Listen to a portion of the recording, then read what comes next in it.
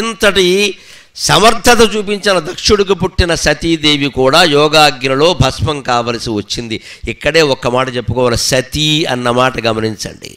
భగవంతుడి యొక్క స్వరూపాన్ని చెబుతూ ఏం చెబుతారు? సత్, చిత్, ఆనందం అంటారు. సచ్చిదానందం, ఈ 3 లక్షణాలు చెబుతారు. సత్ అంటే ఉంది, it is there, it is. చిత్ అంటే అది చైతన్యవంతమై ఉంది, జ్ఞానవంతమై ఉంది. ఆనందం, అది ఆనంద స్వరూపమై ఉంది. అందులో సత్ శివుడు, సతీ అనేది అమ్మవారి లెక్క, ఆయన భార్య కాబట్టి సత్ సతీ. సత్పదార్థం యొక్క స్త్రీ రూపమే సతి. అందుకే వ్యాకరణం తెలిసిన వారు చెబితే ఈ విషయాన్ని ఆనందిస్తారు. ప్రపంచం అంతా వింటున్నారు కాబట్టి ఒక్క మాట చెబుతా. ఈ సత్ అనేది ఎక్కడి నుంచి వచ్చింది అంటే ఈ శివుణ్ణి భవుడు అంటారు. సృష్టి చేసినప్పుడు ఆయన భవుడు, చెయ్యకముందు సదాశివుడు. లలితాదేవి వెనకాల పడుకొని ఉండేటువంటి మహానుభావుడు ఉన్నాడే, ఆయన పేరు సదాశివుడు, ఆయన భవుడు కాదు. సృష్టి చేసిన తర్వాత ఆయన భవుడు. భవు అంటే పుట్టడం. భూ సత్తాయాం అనే ధాతువు నుంచి వచ్చింది ఇక్కడ.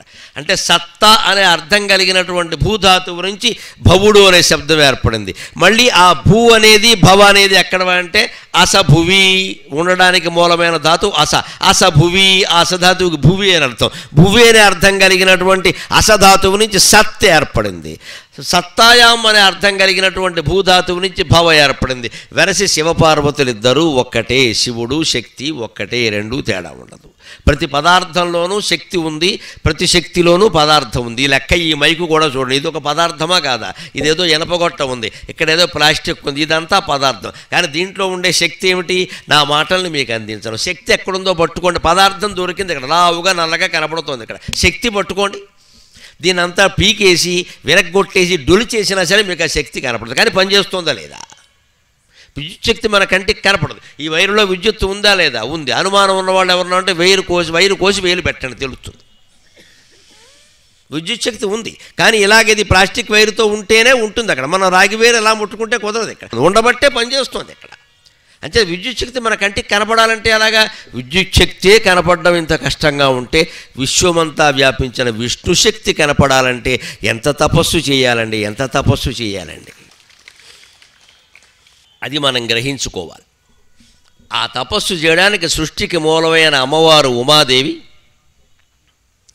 ఎలా చేసిందో గమనించాలి. అందుకే హిమవంతుడు ఇంట్లో ఆవిడ జన్మించగానే ఆయన ఏం పేరు పెట్టాడో తెలుసా? ఉమా అని పెట్టాడు. గమనించండి. ఉమా ఏమిటండి? ఇంకా పేర్లు లేవా? ఉమా.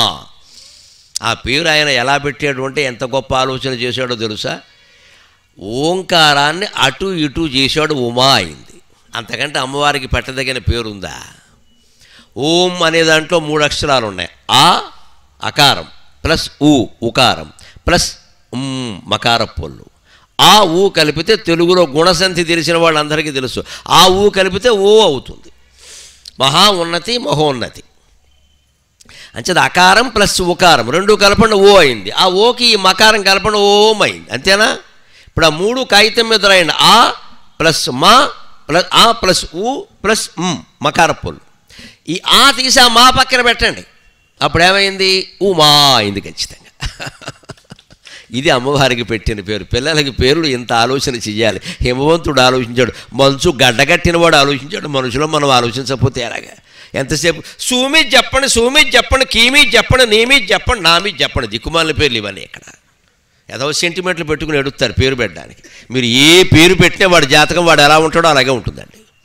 ఏం మొహమాటం లేకుండా చెబుతాను. మనకి ఎంతసేపు ఈ సెంటిమెంట్ ఎక్కువ ఇక్కడ.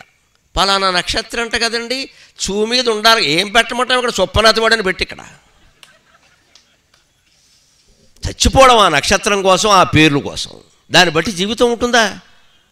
ఎంతమందికి ఉందో లెక్కలేయండి. మీకు తెలుసున్న వాళ్ళల్లో గొప్ప గొప్ప పేర్లు పెట్టిన వాళ్ళందరూ ఏమయ్యారో లెక్కలేయండి. పనికిమాలిన పేర్లు పెట్టిన వాళ్ళు ఏమయ్యారో లెక్కేయండి. ఎందుకంటే అంత కొట్టుకుపోవడం. పెడితే ఇలా పెట్టాలి. ఆయన సత్, ఈవిడ సతి. ఆయన భవహ, ఈవిడ భవానీ. ఆ శబ్దం నుంచే వచ్చింది అక్కడ. ఆయన ఓం, ఈవిడ ఉమా. అంటే అటు ఇటు చేశాడు. ఇది పేరు పెట్టే విధానం. లేకపోతే ఆ ఉమా పేరే పెట్టుకుంటే అయిపోయాయి. మనకి ఆ పేరు పెట్టడానికి దాంట్లో మొత్తం మొగుడు బళ్ళ కొట్టేసుకోవడమే ఇక్కడ. మళ్ళీ వీళ్ళ వాళ్ళు ఎంటర్ అయిపోతారు. కురుక్షేత్రం సేనయోరభయోర మధ్య రథం స్థాపయమే చ్యుత. 2 సైన్యాల మధ్యలో బారసాలు చేస్తాం మనం. దానికి ఒక పెద్ద ఇగో, ప్రతి దానికి ఇగో అనండి. ఈ ఇగోని జయించే వరకు మనం సుఖంగా ఉండవాలి. అసలు ఇంట్లో పెద్దవాళ్ళు ఉన్నారు, వాళ్ళు చెప్తారు, నోరు మూసేయాలి, మిగిలిన వాళ్ళు మాట్లాడదు అసలు. ఇంకా వాళ్ళు చెప్పినట్టు వినడమే. నువ్వు చెప్పడానికి అది బాగా ఎక్కువవుతుంది ఈ మధ్యన. అత్తమామల్ని చెప్పనవరు, తల్లిదండ్రులని చెప్పనవరు, ఎవడ పత్రం వాడిదే. నా బిడ్డ నేను పెట్టుకుంటా, అబ్బా అంత హక్కు ఇక్కడ. వాడు గుండెల మీద దంతాడు. ఈ అహం వదిలేయాలి. ఇక్కడ ఇంట్లో పెద్దవాళ్ళు ఉన్నారు, చెప్పినట్టు వినడమే. అక్కడ వాళ్ళ మాటకి విలువ ఇవ్వాలి. వాళ్ళ ఆస్తిపాస్తులన్నీ పుచ్చుకుంటున్నాయి, వాళ్ళ మాటకి విలువ ఉండదండి. పేరు పెట్టాలంటే ఇలా పెట్టాలి. ఇంత ఆలోచించాడు హిమవంతుడు. అమ్మవారు మా ఇంట్లో పుట్టింది, పేరేం పెడతాం, ఓంకారం నుంచి పెట్టాలి అని ఓంకారాన్ని ఆయన ఆ గోడ మీద రాసి చూశాడు బాబు. ఆ ఊ ప్లస్ మా ఉంది, ఆ తీసి అటు పెట్టాడు. ముందు ఊ వచ్చింది, మకారప్పులు వచ్చింది, మకారప్పులకు ఆ కలిసింది, ఉమా అయింది, నమశివాభ్యాం అన్నాడు.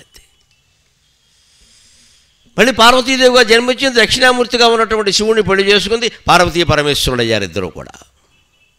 ఆవిడ ఈ సృష్టికి మూలమైంది. కరోతియా బిభర్తియా నిఘంతియా జగత్రయం సమంతతో విభాతియా న దృశ్యతే క్వచిచ్చయా అతీవ గుప్తరూపిణి గురూపదేశమంతర న శక్ష్యతే అతీవ గుప్తరూపిణి గురూపదేశమంతర న శక్ష్యతే బుధైశ్చ బోద్ధుమంధకారి సుందరీ న శక్ష్యతే బుధైశ్చ బోద్ధుమంధకారి సుందరీ అంటున్నాడు కావ్యకంఠ గణపతి మహాముని. అంధకారి సుందరీ. అంధకారి అంటే ఈశ్వరుడు, అంధకాసురుణ్ణి చంపినవాడు.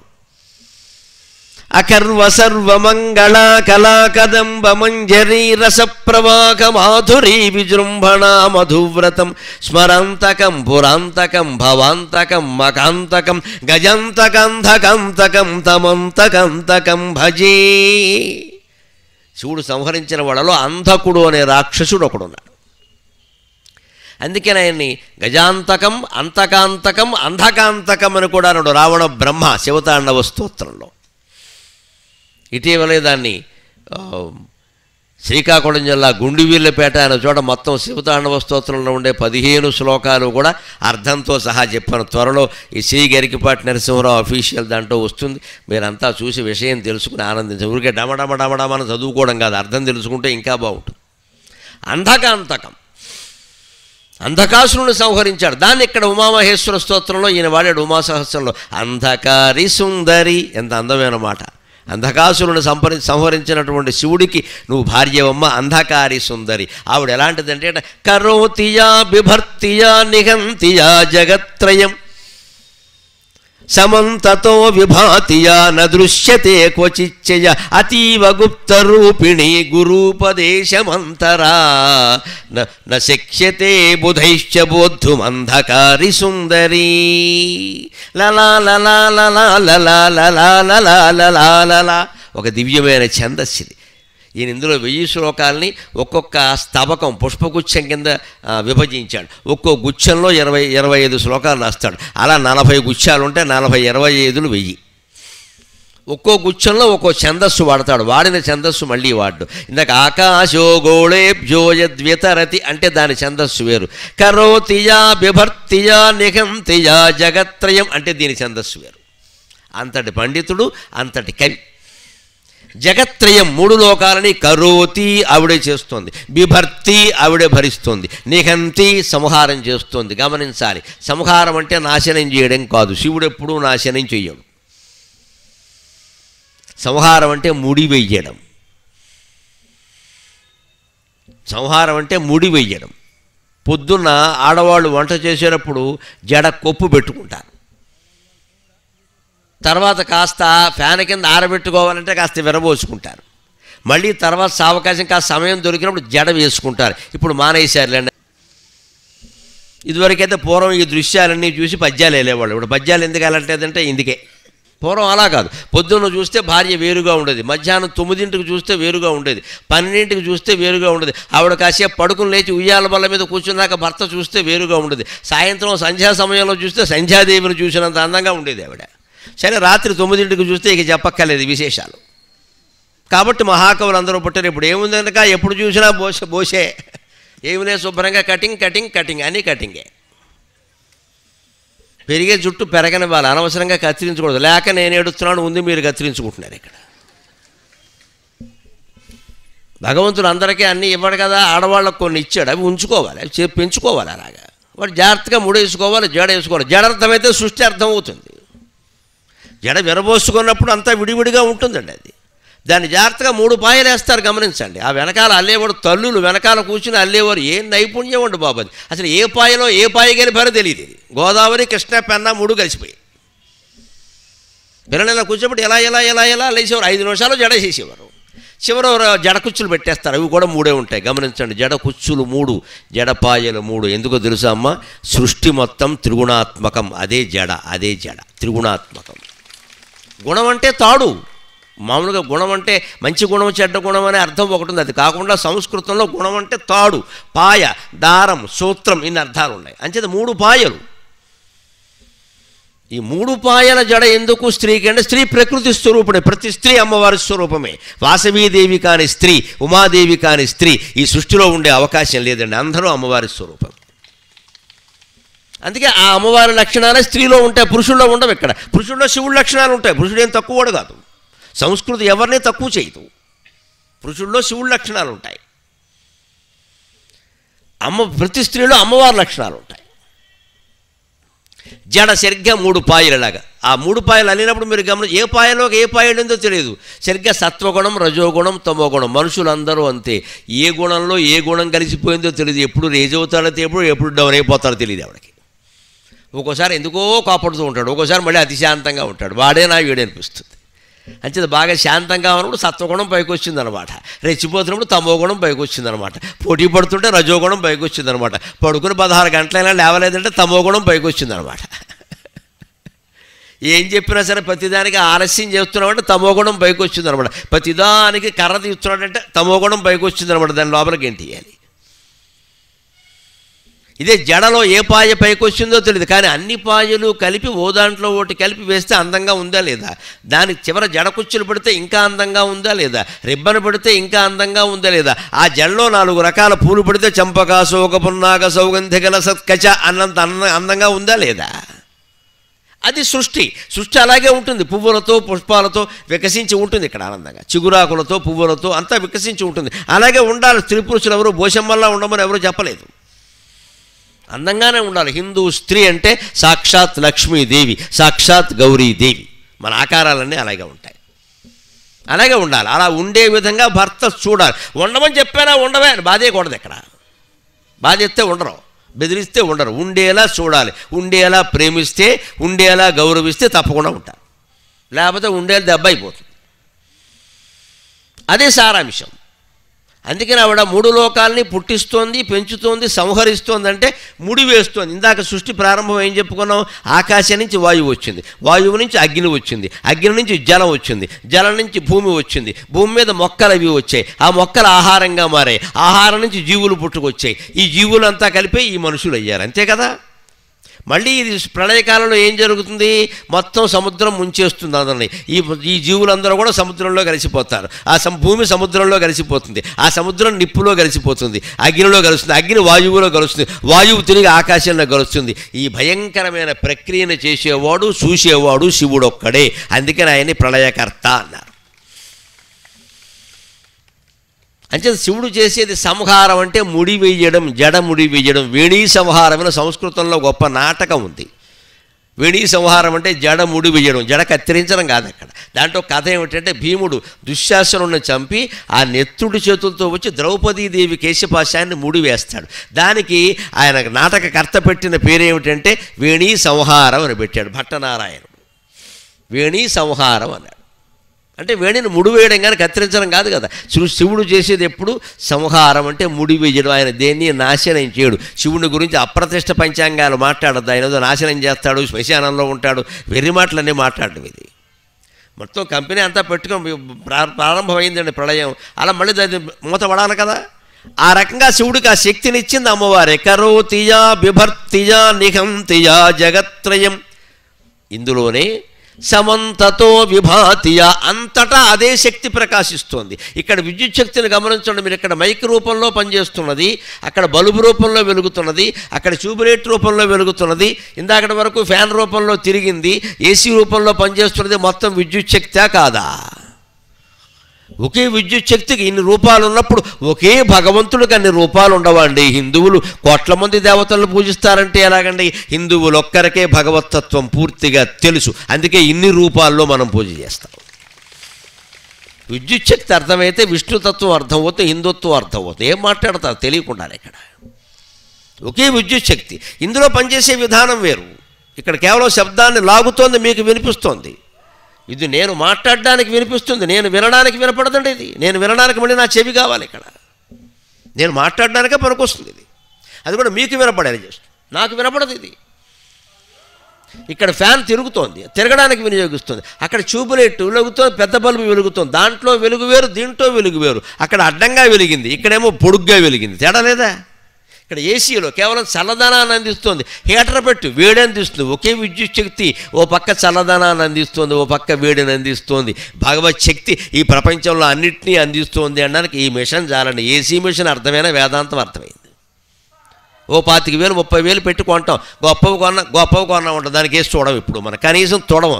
ఏసీ మిషన్లు బయట ఉంటాయి, ఇప్పుడు స్ప్లిట్ ఏసీలు వచ్చాయి కదా, లోపల ఒకటి బయట ఒకటి ఉంటుంది కదా. ఓసారి ఇంటికి వెళ్ళి బయటది ఎలా ఉందో చూడండి, అన్ని పెట్టరెట్లు పవరాల రేట్లు ఉంటాయి దాని మీద. మన ఇళ్ళు అంత అందంగా ఉంటాయి. ఎప్పుడు దాన్ని చూడవడు, ఆడదే చూడదు, మగాడు చూడవడం. బయట ఉంది ఆవిడ దుడుస్తాడు, ఎందుకు పెట్టావు మరి? అక్కడ కిటికీలోంచి దుడవాలి. మా ఇంట్లో నెలకోసారి ఏసీ మిషన్ బయట ఉండేది, నేను దుడుస్తా స్వయంగా. నేను దుడుస్తా, నాకు అందంగా ఉండాల్సిందే, లేకపోతే నేను అక్కడ ఉన్నాను. దుమ్ము కనపడింది అంటే కుదరదు, దమ్ము రేగిపోతుంది. ఇక్కడ ఎవరు తుడవక్కల, నేనే తుడుస్తా. నేను చూడడం తుడుస్తారు, వెంటనే వాళ్ళు ఫాలో అయిపోతారు. బాబోయ్ ఊళ్ళని తిరుగుతున్నాడు, ఈయన ఈ పనులు కూడా చేసుకుంటాడు పాపం అనుకుని చేరిపోతారు. వెనకాల చేయించే విధానం అది. ముందు మొగాడు తగులుకోవాలి, అక్కడ చీపు పట్టుకుని వెనకాల వాళ్ళే వస్తారు. అందుకని చేయమని చెప్పాను కదా, చేసుకోమని చెప్పాను కదా అంటారు. ఇక్కడ ఇంటికి వెళ్ళి ఏసీ మిషన్ వెనకాల ఉండేవి చూడండి, అలా అన్నీ పెట్టలరట్లే. అది కిటికీ తెరిస్తే అసహ్యం. అది ఏ రోజుకు ఆ రోజు చూడగలిగితే, కనీసం నెలకోసారి ఆ రెట్లన్నీ శుభ్రంగా తీసేయగలిగితే, కాస్త నీళ్లు పోసి గుడ్డతో క్లీన్ చేయగలిగితే ఎంత అందంగా ఉందండి. దాన్ని పరిశీలిస్తే ఈ రహస్యం తెలుస్తుంది. ఏసీలోంచి నీకు చలిగాలి వచ్చిందా, హీటర్లోంచేమో వేడిగాలి వచ్చిందా, మైక్రోవేవ్లో పెడితే పదార్థం వేడైందా, ఫ్రిడ్జ్లో పెడితే చల్లబడిందా, అన్నిటికీ మూలం విద్యుత్ శక్తే కాదా? మరి అదే కదా విష్ణు సహస్రంలో చెప్పింది. ఆ నుర్బృహత్కృశ స్థూలో గుణభృన్ నిర్గుణో మహాన్ అధృతస్వధృతస్వాస్య ప్రాగ్వంశో వంశవర్ధనక. ఏం చదువుతున్నాం? చిన్నదదే, పెద్దదే, లావుదదే, సన్నదదే, చల్లదదే, వేడిదదే, తదేజతి తన్నేజతి తద్దూరే తద్వదంతికే. అది కదులుతుంది, అదే కదలదు. దూరంలో ఉన్నదదే, దగ్గరలో ఉన్నదదే. విద్యుత్ శక్తి అర్థమైతే విష్ణు శక్తి అర్థమైంది.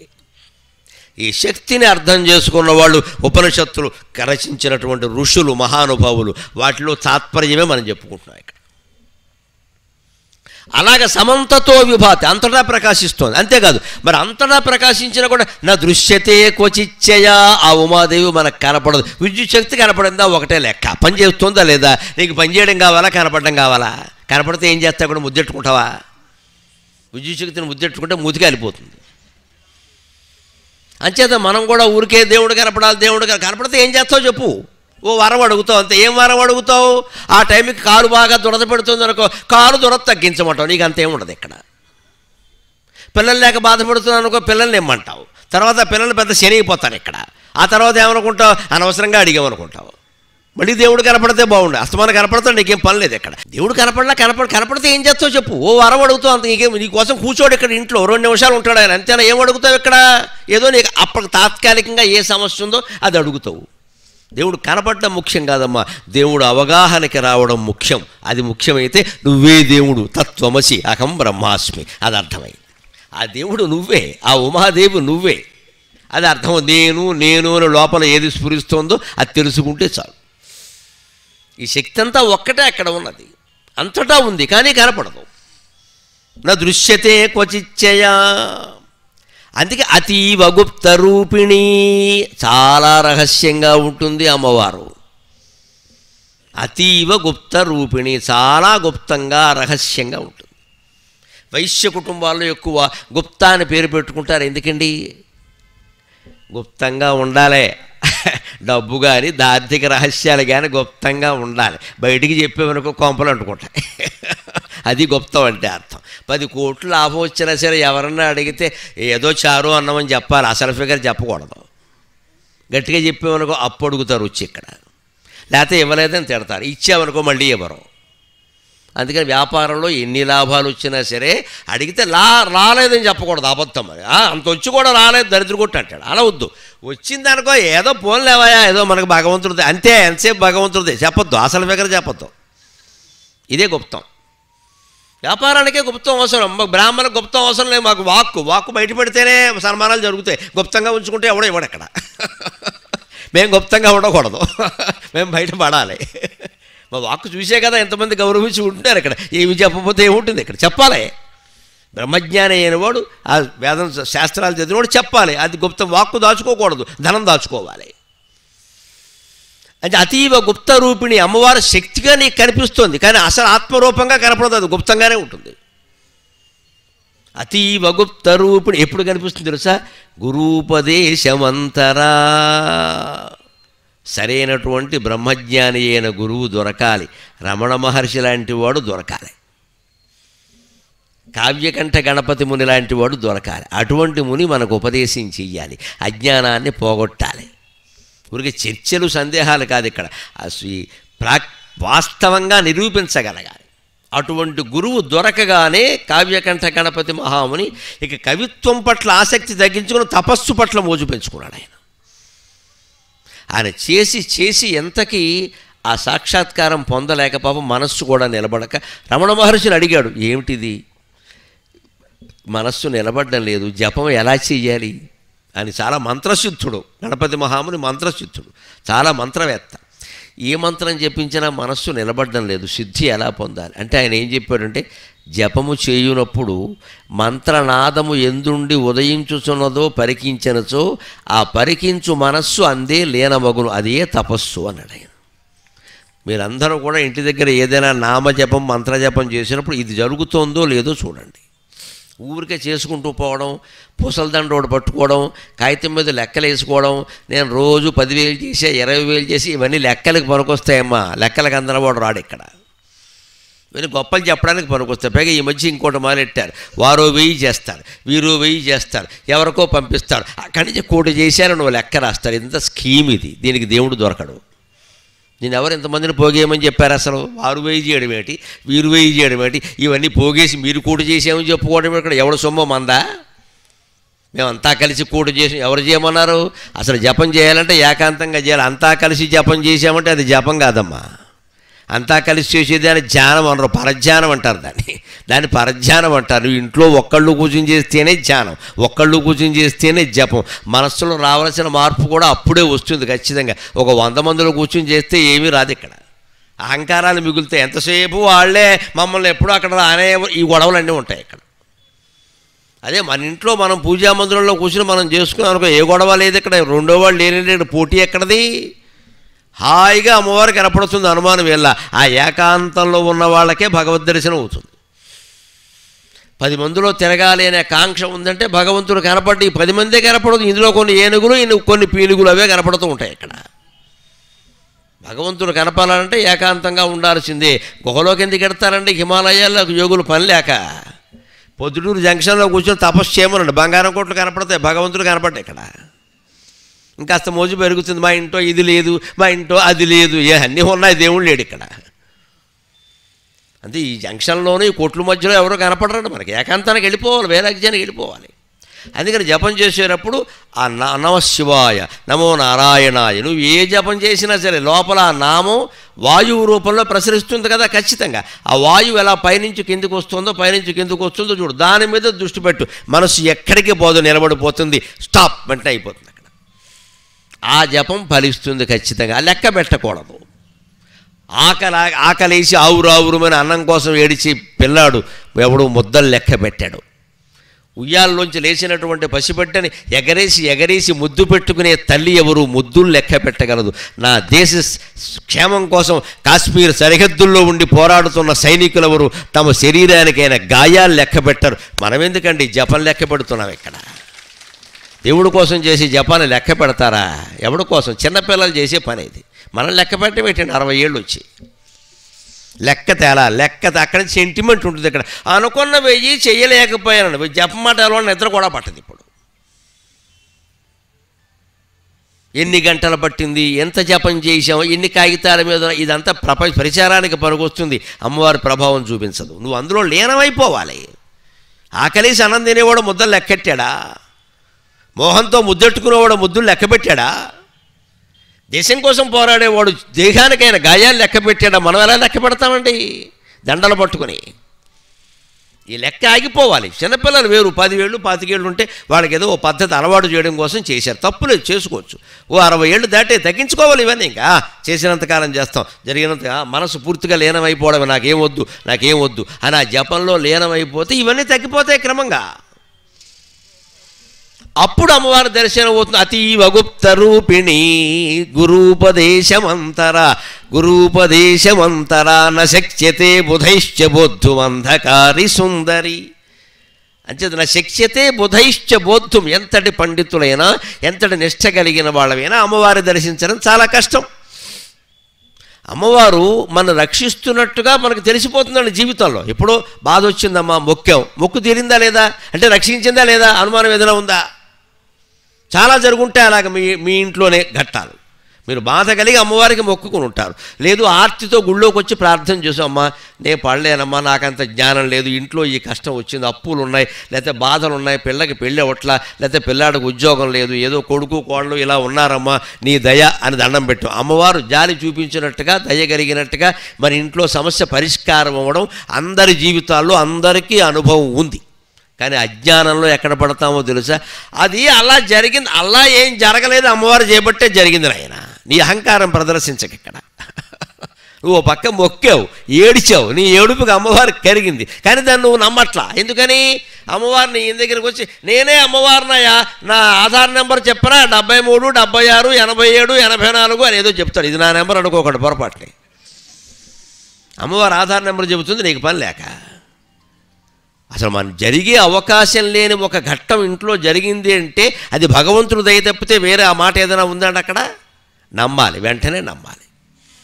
ఇక మనం కోరుకోవలసింది ఏమిటంటే ఇంకేదో జరగడం కాదు. అమ్మా అన్నీ చేస్తున్నావు కదా, కంటికి కనపడితే నీ సొమ్మేం పోయింది. అన్నీ చేస్తున్నావు కదా, నువ్వే కనపడితే ఇంకా నేనేం కోరను కదా అని అమ్మవారిని ప్రార్థించగలగాలి. గురూపదేశం అంటే అది. ఒక ఛందోమయమైన వాక్యమున ఏదో గోడు వెళ్ళంగబోసుకొనను. ఇష్టదైవం అనే పుస్తకంలో నేను రాసిన పద్యం ఇది. నాకే అనిపించింది, అనేక రకాల కాపాడుతున్నావమ్మా అన్ని విధాల, లేకపోతే 64 ఏళ్ళు ఇంత జ్ఞానంతో, ఇంత ధైర్యంగా, ఇంత నిస్సంకోచంగా వ్యాఖ్యానాలు చేస్తూ బతుకున్నావు, క్షేమంగా ఉన్నావంటే కేవలం అమ్మవారి దయ, కేవలం అమ్మవారి దయ. అన్నీ చేస్తున్నావమ్మా, కాపాడుతున్నావు, నాకు అర్థమవుతుంది ఆ విషయం ఇక్కడ, కానీ కంటికి కనపడడం లేదు కదా. ఒక ఛందోమయమైన వాక్యమున ఏదో గోడు వెళ్ళంగబోసుకొనన్ రక్షణ సేయువారలెవరో చూపింపరే మోము. ఒక ఛందోమయమైన వాక్యమున ఏదో గోడు వెళ్ళంగబోసుకొనన్ రక్షణ సేయువారలెవరో చూపింపరే మోము. దోచుకొనన్ నేర్చిన దొంగ దాగుకొనుట ఎచ్చో నైజమే కాని, దోచుకొనన్ నేర్చిన దొంగ దాగుకొనుట ఎచ్చో నైజమే కాని, కాచుకొనన్ నేర్చిన తల్లి దాగుకొనులా శుద్ధాంత వేదాంతమా. దోచుకోవడానికి వచ్చిన దొంగ దాక్కున్నాడంటే అర్థం ఉందమ్మా, నువ్వు బిడ్డని కాచుకుంటావు కదా, నువ్వు కనపడితే నేనే ఎంత సంతోషిస్తా. దొంగ దాక్కుంటాడు కానీ దొరలు దాక్కుంటారా? దొరలా నన్ను కాపాడుతున్నావమ్మా, కనపడమే అని ఏడిచావమ్మా అమ్మవారి దగ్గర. ఆ ఏడుపు కూడా ప్రార్థనే, అది కూడా ధ్యానమే. మనం మాటలు పద్యంలోనే చెప్పక్కల, మీరు వచనంలో చెప్పచ్చు. అమ్మా ఇన్ని చేసావు, నువ్వు లేకుండా ఏదీ నడవదు కదా, మా కంటికి కనపడమే అని అలా ప్రార్థన చెయ్యగా గురువు ఉపదేశించినట్టుగా ధ్యానం చెయ్యగా ఎప్పటికో ఆవిడ దర్శనం వచ్చింది. న బోధ్యతే బుధైశ్చ న శక్యతే బుధైశ్చ బోద్ధుం అంధకారి సుందరి.